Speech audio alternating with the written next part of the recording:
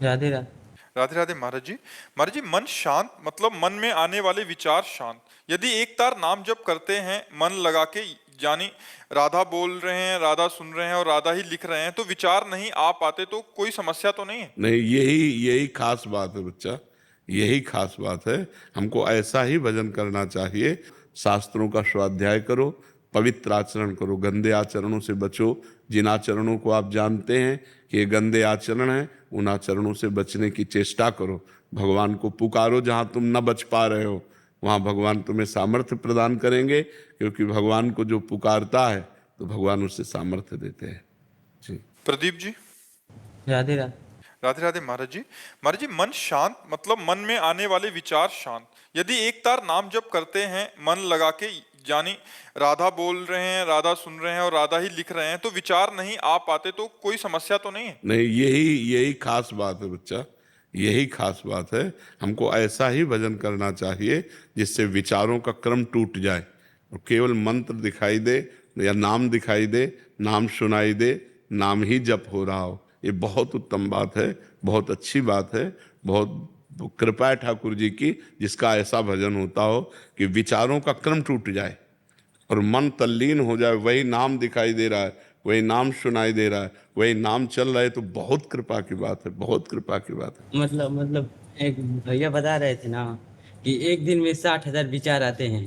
तो हम बोले कि मतलब नाम जब कर रहे हैं तो कहाँ ले आएंगे, नहीं ना आएंगे। हाँ, बिल्कुल बिल्कुल यार, बहुत। विचारों को रोक के लगता ये है ना। तुमने सुन के बात कही, अपने अनुभव से कही है। आप बोलते हैं कि राधा जपो उसे देखो लिख, तो उस समय विचार नहीं आ पाते। तो हम बोल रहे थे कि मतलब वैसे करेंगे तो विचार कहाँ आएंगे, तो वो बोल रहे नहीं आते हैं 60,000।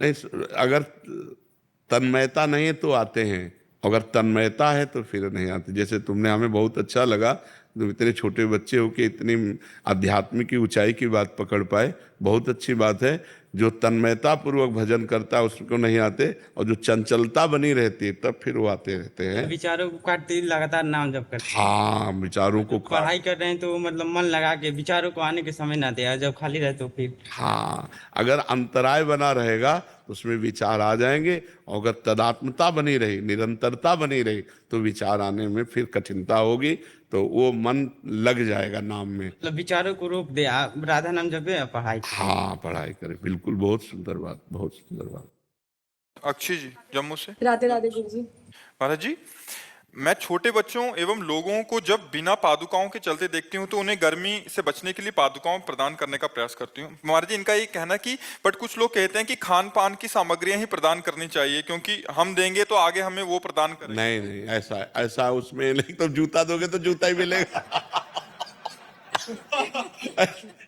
देखो, उसमें उसमें आपका मुख्य प्रधान भाव हुआ कि उसको ताप न लग जाए, उसको कंकड़ न लग जाए, उसको कांटा न चुभ जाए। तो ये जो आपको सुख देने की भावना है वो पलट कर आपके हृदय में आएगी। आपके हृदय में ताप न लग जाए, किसी कोई ऐसी बात आपको न कहे जिससे आपका हृदय दुखित हो जाए, वो भगवान आपको इतना सुख देगा, इतनी सामर्थ्य देगा। अगर ऐसा केवल हो कि जिसने जूता दिया उसे जूते मिलेगा, तो जिसने छाता दिया उसे छाता ही मिलेगा, ऐसा नहीं है। उसका भाव है, उसका भाव है, भाव का फल होता है, जूता का फल नहीं हुआ, उसमें भाव हुआ कि यार छोटे छोटे बच्चे हैं, ये गरीब लोग हैं, इनके पैरों में ताप लगेगा, कंकड़ चुभेगा, पादुका होगी तो इनको सुख मिलेगा। तो उनके सुख के लिए जो आपने भावना की वही पलट कर आपको सुख प्रदान करेगा। हम जो दूसरे को दुख देना चाहते हैं उसे दुख मिले ना मिले, हमारा हृदय पहले ही जलने लगता है, और जब हम किसी को सुख देना चाहते हैं तो हमारा हृदय पहले सुखी होने लगता है।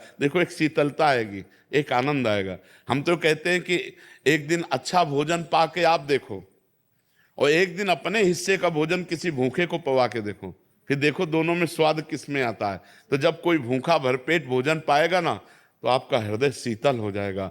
कभी भोजन पाने से आपका हृदय वैसा नहीं होगा जैसा किसी भूखे को भोजन पवा देने से होगा। सर्दी में कोई कांप रहा है, अपनी शाल उतार करके उसको उड़ा के देखो, तो आपका हृदय एक महान हो जाएगा, एक शीतलता आएगी, आपके हृदय में एक आनंद आएगा। तो ये परोपकार की भावना, परहित सरिस धर्म नहीं भाई, पर पीड़ासम नहीं अधमाई। तो ये सिद्धांत गलत है कि जो देंगे वही मिलेगा, ऐसा भाव नहीं है। आप जो दे रहे हैं उसमें जो भाव है, नहीं, बीमार को सुख देने की भावना है कि उसका रोग निवृत्त हो जाए और वो सुखी हो जाए, तो वो भावना लौट कर आपके अंदर आएगी और आपको सुखी कर देगी। बात ऐसा है। नहीं तो मान लो हम किसी को रुपया दे रहे हैं तो रुपया थोड़ी केवल मिलेगा, उसका परिणाम मिलेगा। रुपये का परिणाम, हमने रुपया दिया कि यज्ञ हो जाए, भगवान का यश हो जाए, या गौ सेवा हो जाए, या संत सेवा हो जाए, तो उसका परिणाम मिलेगा। वो आंतरिक भाव देखा जाता है, बाह्य वस्तुओं को नहीं देखा जाता। संसारिक आदमी बाह्य वस्तुओं को देखता है और भगवान आंतरिक भाव को देखते हैं, उसी भाव की पूर्ति भगवान करते हैं। तो सबसे उत्तम भाव ही है। हाँ, भाव, कोई वस्तु नहीं है। हाँ, वस्तु नहीं।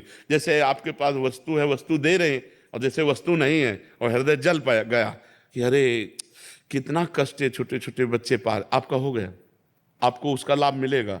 कलिकर एक पुनीत प्रतापा, मानस पुण्य होए नहीं पापा, मानसिक पुण्य भी हो जाएगा।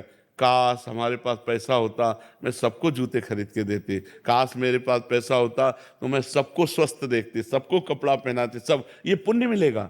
इससे आपका लाभ बनेगा, आपकी भावना महान बनेगी और आपको इसका परिणाम आगे मिलेगा। देने पर जो लाभ मिलता है वही ना देने पर भी लाभ मिलेगा, केवल भावना करने मात्र से।